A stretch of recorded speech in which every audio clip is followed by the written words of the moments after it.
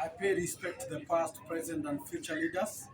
Welcome to Disability Sausage Media YouTube channel, where we reduce ableism in order to include everyone in the society. In today's episode, I'm having a sitting with the High Commissioner of Australia, whereby he has contributed to the launch of a project Training Institute Authority and the Different Talent Society of Kenya. And would like to have a session with him so that he can tell us more about his experience and what Australians are doing in terms of ensuring persons' abilities are included in the society. Welcome, Mr. Luke Williams. Thank you, Paul.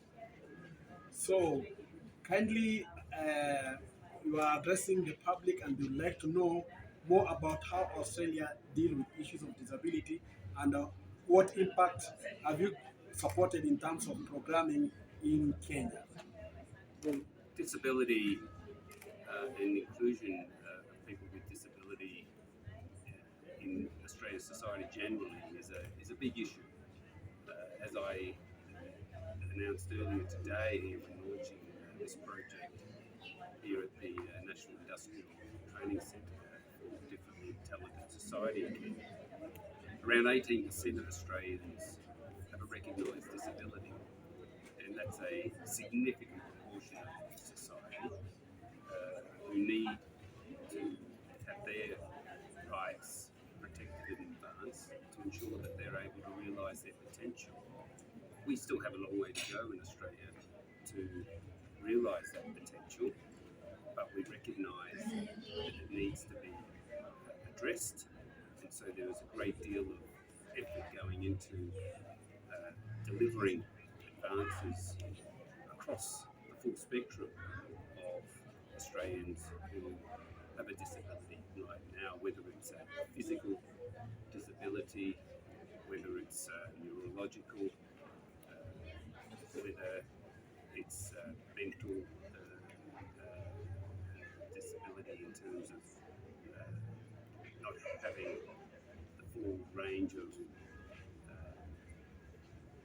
abilities in terms of full neurological capabilities of others. We're trying to make sure that there is no discrimination against anyone who has a disability. We're trying to ensure that everything that is possible can be done to enable full participation in all activities of life in Australia are realised.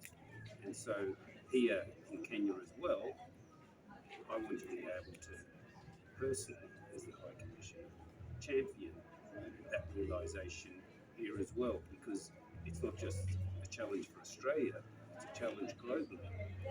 And being here today to launch this particular initiative, which is focused on young adults with autism, I think is a very important development.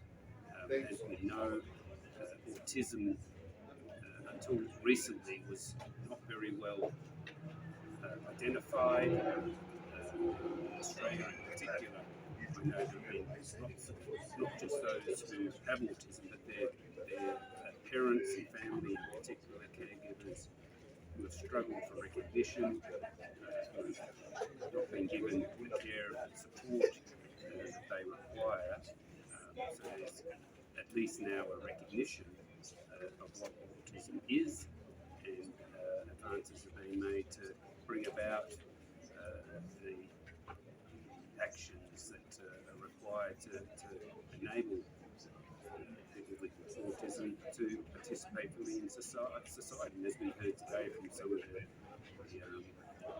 students participating in this training project now, finding ways to get them in employment is really important for them to be able to become fully active adults.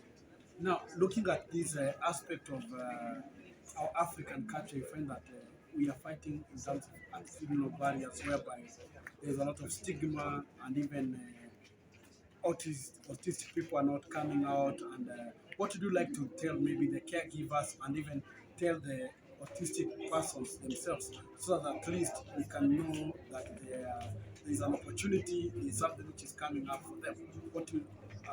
Can you really tell them so that they can be able to know that there are some opportunities in terms of empowerment? So that stigma is a really important issue to address, and we're hoping through our involvement with this particular joint initiative between the Differently Talented Society of Kenya as well as the National Industrial Training Authority of Kenya, that we can break down some of that stigma, especially as it affects people with autism, and that we can show by example that, and word of mouth, that there are real ways in which we can make progress here. Raising awareness is very important, and we want to do what we can as the High Commission to assist the people of Kenya in that regard.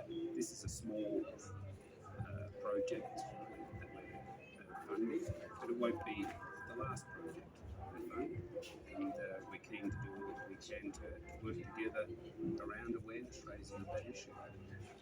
Absolutely. I believe this is the first project, maybe within Africa, which is taking that aspect of persons with autism, and it's a really great adventure. And I personally, being a beneficiary of Australian awardee, I would like to say that it is possible, it can be done. And before we close, maybe what can you really tell about those members of Australian alumni, and also those people who are interested to visit Australia in terms of different aspects, whether it is in terms of education, tourism? What can you really make something for them so that they can look towards also partnering with other people within Australia? Well, Australia's open for business again. As you know, we've had COVID-19 and there were restrictions in terms of being able to travel to Australia. So for a couple of years there, whether it be the sector of education or tourism, or even just migration generally, we had a situation in which people weren't able to get into Australia. Fortunately, the borders have reopened and we're welcoming back tourists, students, migrants again, and so we're very keen to have people from Kenya as well visit. We want Kenyans to enjoy our universities, enjoy our way of life, and from those experiences, come back and use those experiences, which we think are positive, for then working here in Kenya to help with the various economic programs, development programs that we think Australian alumni in particular can help with. So I want to say to Kenyans, please visit us, enjoy our country. Kenya and Australia have a lot in common and a lot to part. Absolutely correct. I can say that since I was there in Australia, I had the experience of being the first blind cricket player in East and Central Africa. And I can really tell you that there is a lot you can learn from the Australia community, which you can bring back to the community. We really appreciate your time for visiting Disability Sausage Media, and we assure you that those who will be watching this program, they will be absolutely looking for more information, and we hope that they can visit the website for Australian Embassy to seek more clarification so that they can get more education and information which can help them to support the community and also ensure that we practice disability inclusion. I have been your host, Paul Mugambi, from the Disability Sausage Media, and we are telling you to subscribe, and we can bring you more visitors and more issues regarding disability and inclusion, where you get inspiration and you can get more information which can really help you so that you can help our society to become more inclusive. This is Disability Sausage Media, where we reduce ableism in order to include everyone in society. So thank you very much for agreeing to have a sitting with us. Thank you. Okay.